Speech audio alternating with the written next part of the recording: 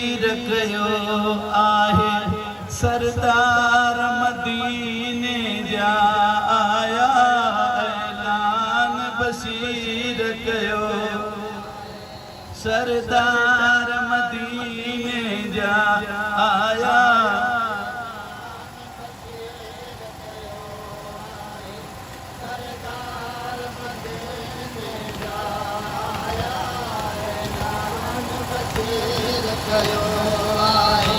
सरदार मदीने जा आया ऐलान बशीर कयो आहे सरदार मदीने जा आया ऐलान बशीर कयो आहे वो कयूं मत पत्थरन सां मारियो मारियो ॾाढा हिन उम्मत सताया ऐलान बशीर कयो आहे सरदार मदीने जा आया असां नारो दे गलमुक वेंदी वो इहा गैरत जिगर भूखा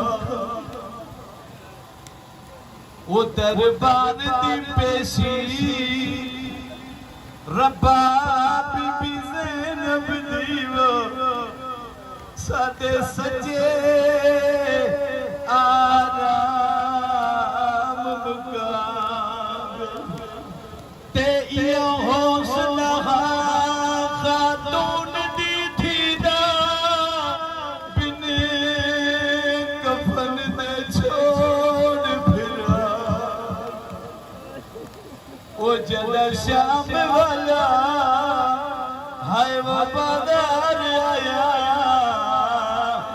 मेरी सैन कुरेर से पाक ऐलान बड़ा मेहरबानी चिंता जी ते बीठ लाओ मिस्र ते तवज्जो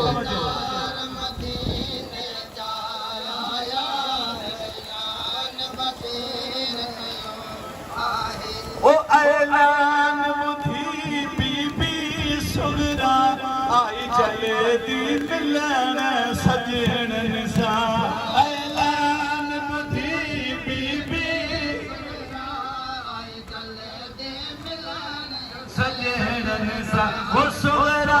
न सुञातो सजणन खे है पोरत जानी रवाया बशीर कयो आहे सरदार मदीने जा आया ऐलान बशीर बड़ा मेहरबानी मिसरे ते तवज्जो सरदार मदीने ओ जने हुजरे अकबर ते ना वई तारीख लिखो आगश थी वई जने हुजरे तारीख लिखो आगस थी वो सजात सजण सब हुजरे में सजात सजण सब रे में ओ रोई रोई इन पर छाया आन बशीर कयो आहे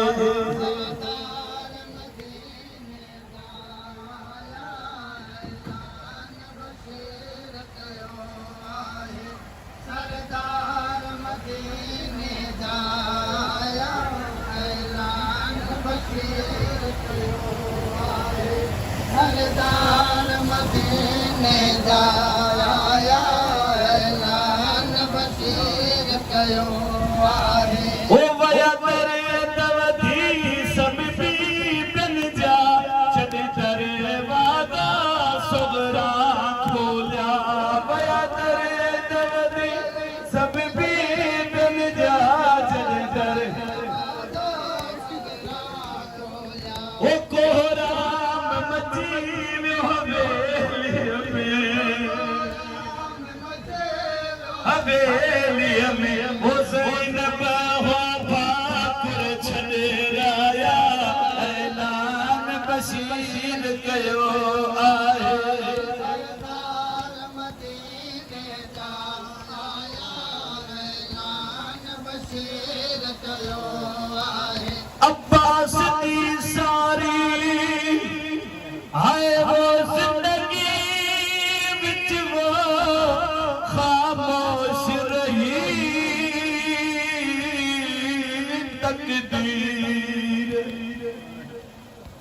रहे तुर महफूज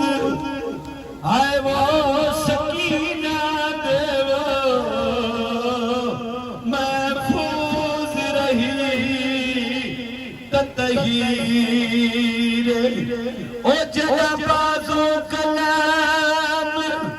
करा के छड़िया वो ज़ैनब दा ज़ामिन वीर ओ खातून दियां धियां